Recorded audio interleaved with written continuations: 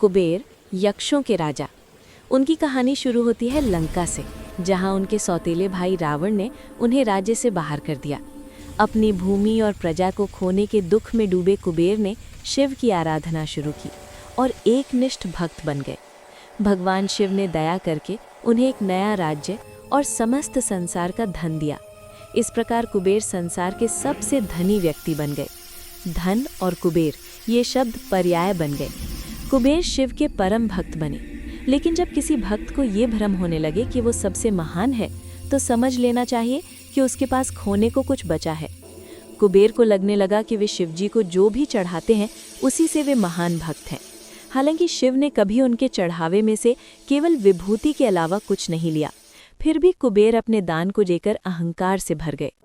एक दिन कुबेर शिव के पास पहुंचे और बोले, प्रभु, मैं आपके लिए क्या कर सकता हूँ? मैं कुछ देना चाहता हूँ। शिव मुस्कुराए और बोले, तुम मेरे लिए क्या कर सकते हो? मुझे किसी चीज़ की आवश्यकता नहीं, पर मेरा बेटा, उन्होंने गणपति की ओर इशारा किया, ये सदा भूखा रहता है, इसे अच्छी तरह खिला दो। कुबेर ने सोचा, ये तो बहुत सरल है। वे गणपति को अपने महल ले गए और भोजन परोसना शुरू किया। गणपति खाते गए और खाते ही रहे। कुबेर ने सैकड़ों रसोइये लगाए, असंख्य व्यंजन बनवाए, पर गणपति की भूख शांत नहीं हुई। चिंतित कुबेर बोले, बेटा रुक जाओ, इतना खाओगे तो पेट फट जाएगा। गणपति हंसकर बोले, चिंता न करें, मैंने तो एक सांप को कमरबंद बना रखा है, आप बस खाना देते रहें। आपने ही कहा था ना कि मेरी भूख मिटा देंगे। कुबेर ने अपना सारा धन खर्च कर दिया। कहते हैं उन्होंने अन्य लोगों से भी भोजन मंगवाकर परोसा। फिर भी गणपति बोले, मैं अभी भी भूखा हूँ, और कुछ है?